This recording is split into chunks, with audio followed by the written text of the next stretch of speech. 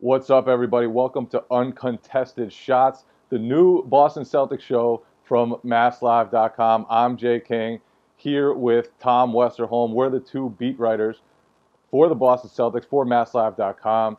We got a few topics today. Kyrie Irving's injury, whether the Celtics can catch the Raptors in the Eastern Conference or just say goodbye to that, get rested.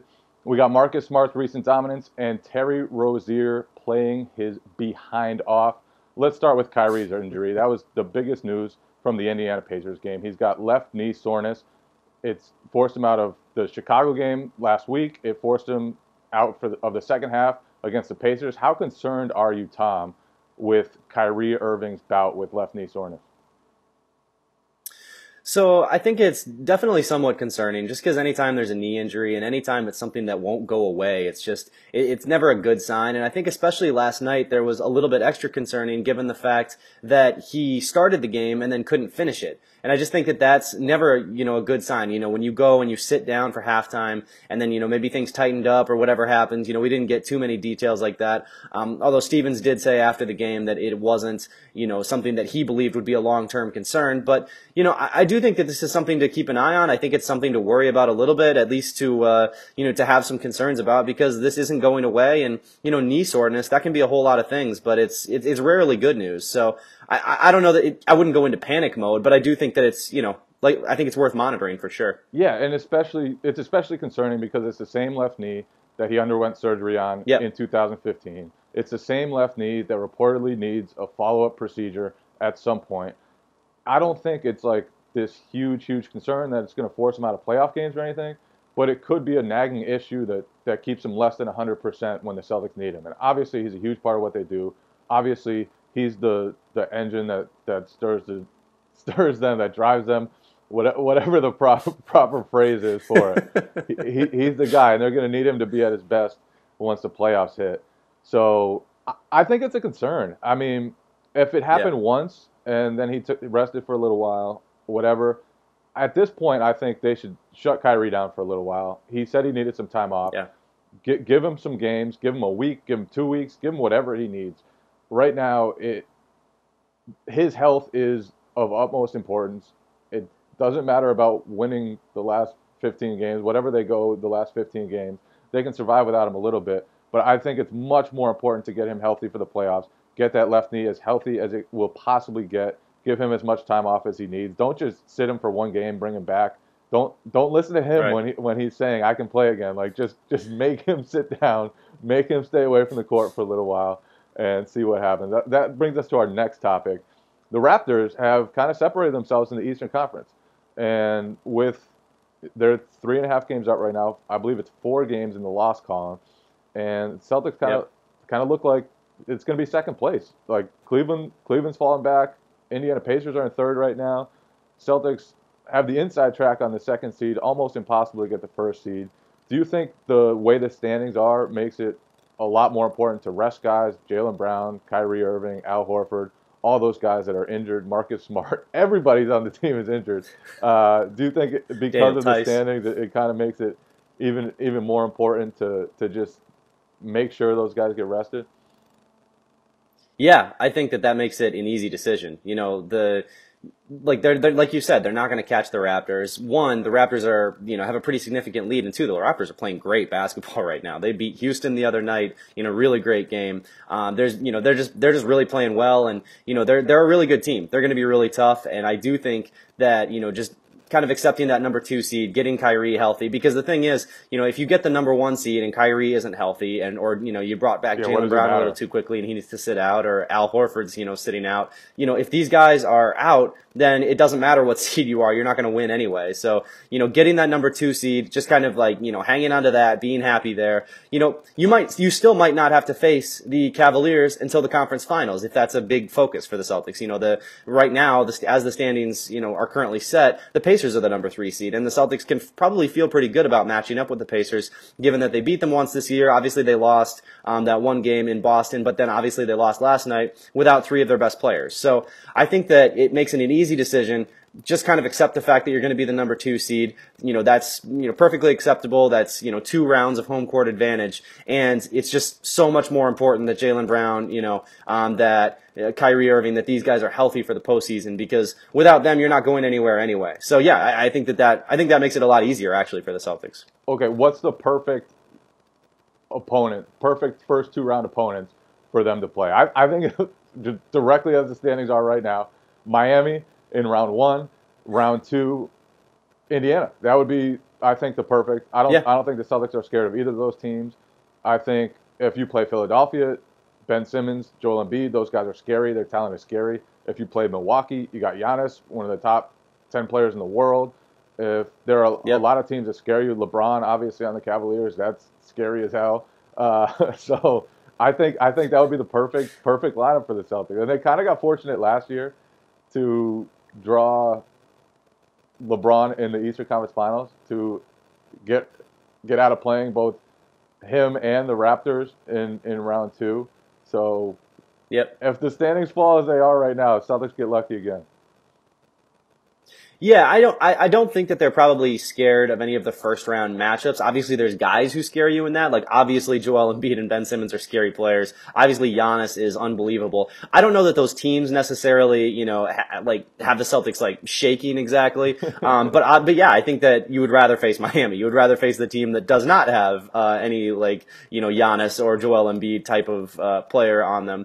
So yeah, no, I agree that this is, as it stands right now, this is probably about as good as it gets. And you can't really play for that. Stevens was talking about that after last night's game, that, you can't really worry about the standings necessarily. You have to just kind of, try to win, and, they'll try to do that. But yeah, I think that just the injuries and everything else, and the way the standings currently are set, it could really work out in their favor, honestly. All right, let's pivot to Marcus Smart, who has played just inspired basketball since coming back from the All-Star break.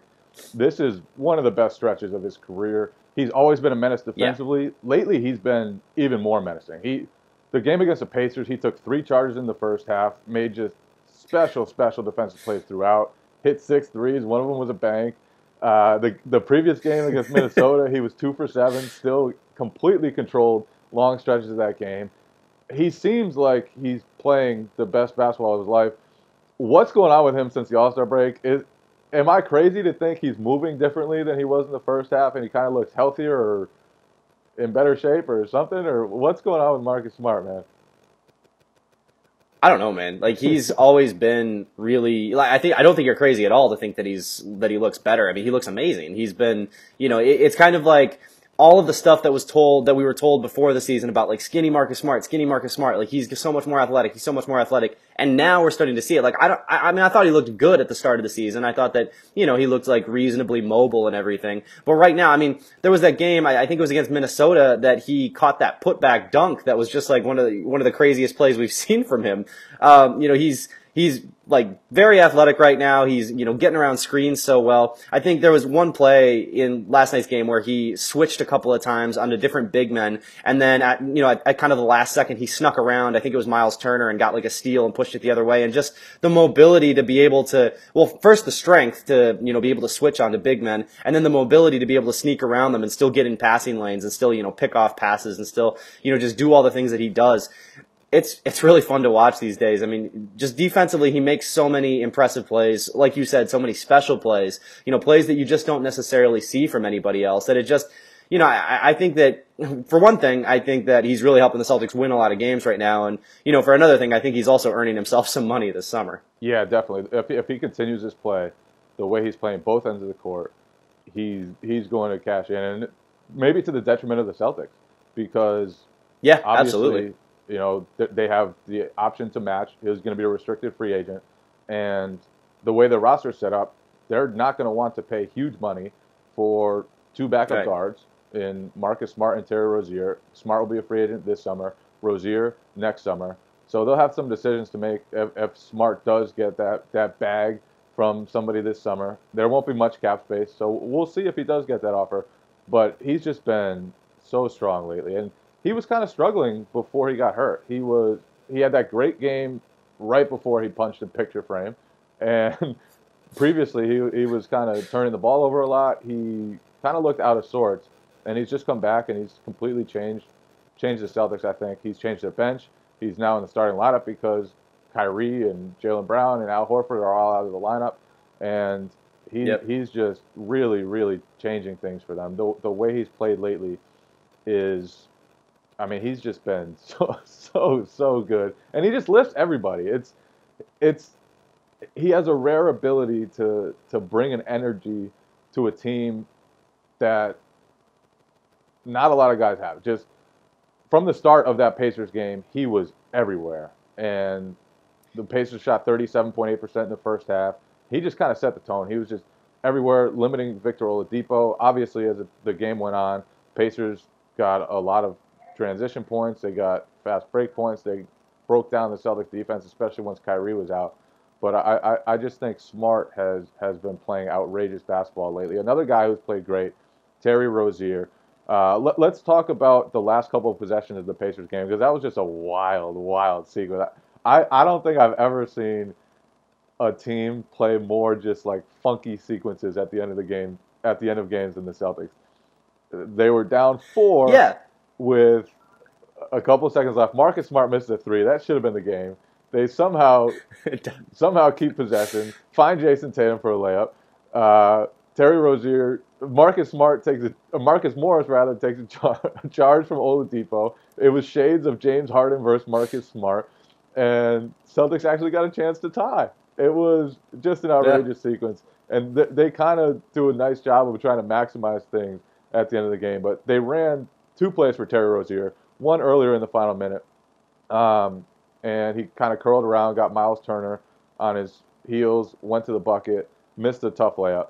And then later, the last play of the game, he came curling again, missed a tough fadeaway. Let's. What were your thoughts about them going to him twice in critical possessions down the stretch? And kind of has he earned that by scoring in double figures for each of the last 16 games?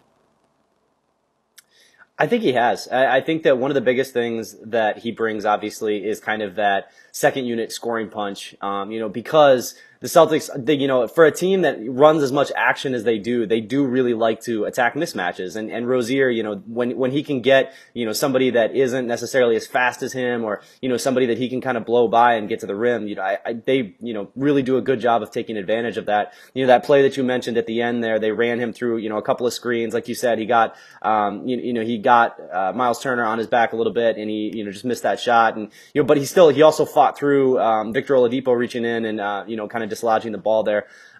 He's been fantastic. He's really, obviously the shot is coming around, and you can just see the confidence really starting to blossom with him. Like, he's really, especially pick and roll sets, getting out in transition, all of that kind of stuff. He's become a real threat for the Celtics, and that's crucial because the bench was one of their biggest issues at the start of the season, and kind of as the season went along, they struggled whenever they put the bench players in, and Rozier's really been helping that. He's just having that guy who can hit threes, who can make tough shots off the dribble, who can pull up from mid-range if he needs to, who can get all the way to the basket, although his at-the-rim numbers have, struggled at times throughout his career. But he's really starting to, put everything together a little bit offensively. And when you add his defense into that, I just think he's so valuable. And I think having, that guy who can create off the dribble, who can create his own shot in that second unit, and who maybe isn't, Marcus Morris pulling up from, 20 feet every couple of possessions. When you can get somebody who's, a guard who can maybe facilitate a little bit as well as getting his own shot. I just think that brings a whole lot to the team. Yeah, and earlier in the season, he was low 30s from three-point range. With him and Smart together, it was one of the worst shooting backcourts in the league. Now, Rozier, he's been close to 50% for the last month, and that's just a huge change for them. That is enormous for everything they do. It's helped the bench scoring. It's helped when he plays with the starters. That shooting, especially considering they don't always have a ton of bench shooting, is huge. They need it, and his development in that sense has been crucial. Along with the way Smart's playing, they're kind of changing the bench. And I think Marcus Morris, even though you slandered him a few seconds ago, Marcus Morris has looked like a different player. I don't think. He absolutely has. I don't think enough people paid enough attention or understood just how much the knee bothered him earlier in the season. He wasn't moving like he is now. he's been so much better defensively. He's been able to switch on the guards. He's been making hustle plays. He's Yep. he dunked a couple games ago, which is very rare. He hasn't done that much this season. He's just a totally different player than he was earlier in the season. He's knocking down shots, and that's big for the Celtics too. I've said this a lot. I think Marcus Morris is one of their most important players because in the playoffs they're going to have to go small, and they're going to have to stay bigger when going small. I guess they're going to have that skill while still having the size, and Marcus Morris is the guy who allows them to do that. So Marcus Morris has always been a big piece. So him rounding in shape is huge. Rozier and Smart playing great is huge. Yep.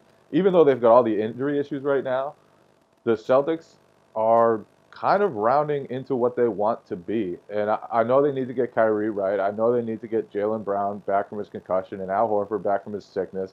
And Marcus Smart with his thumb needs to get better. And Shane Larkin with his knee could use some improvement too. And Daniel-Theis, like everybody on the roster is hurt.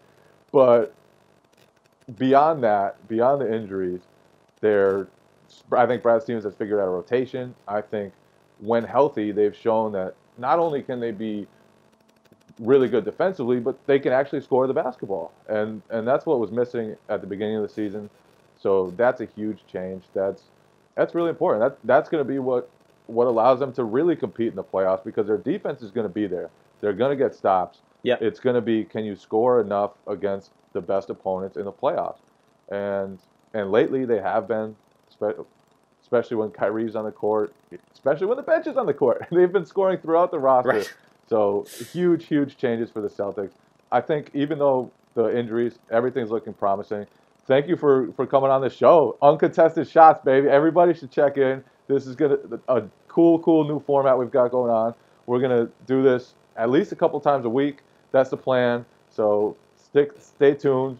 Subscribe to our YouTube channel, Boston Celtics, on MassLive on YouTube.